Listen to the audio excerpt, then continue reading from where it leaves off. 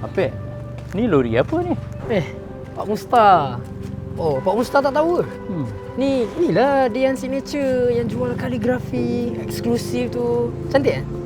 Cantik tu memanglah cantik, tapi kau ni kan, apa salahnya kau simpan duit buat rawatan IVF kau? Kau tu tak ada anak lagi. Kenapa pula? Tak salah kan kalau saya nak spend sikit. At least boleh cantikkan rumah. Boleh dekatkan diri kita kepada Allah. Bagus tu memanglah bagus. Tapi apa salahnya kau simpan duit kau tu, kau pergi buat rawatan.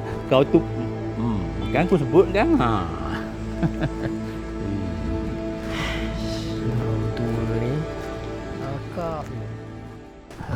Apek, kau tengok Dian tu baru nak mengandung. Itulah, kahwin lewat sangat. Ni kalau nak bersalin mesti ada masalah. Apa Pak Musta cakap macam tu kat Dian? Tu kan semua rezeki Allah yang aturkan.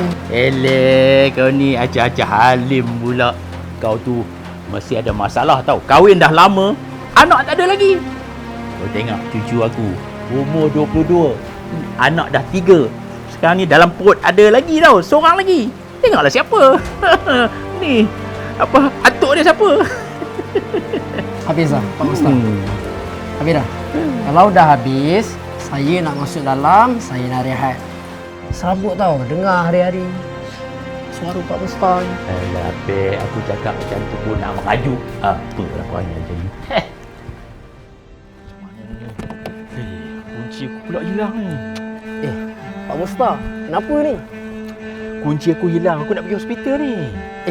Siapa pula yang sakit? Cucu aku masuk hospital keguguran. Sekejap. Cucu yang baru mengandung tu? Macam tiba-tiba je.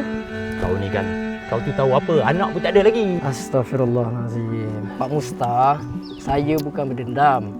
Tapi saya cuma nasihat Pak Musta. Kan lagi elok kalau kita doakan yang kebaikan untuk diorang. Daripada sibuk kata, cacat itu ini. Kau ni kan, datang nak bebel kat aku. Aku tengah ada masalah ni, kunci tak ada. Kau nak bebel apa? Pergi sana. Baiklah Pak Musta. Saya doakan semoga yang baik-baik je. Sebelum tu, isteri saya baru je call tadi. Dia kata dia dah mengandung dah. Assalamualaikum Pak Ustaz. Datang nak bebel, nak mengejek aku pula. Bukan nak tolong aku. Ni aku dah tengah hilang kunci ni. Kalau kau tolong, apa salahnya? Kau ni kan, muka kau ni memang, aku rasa kau ni pun ahli neraka juga.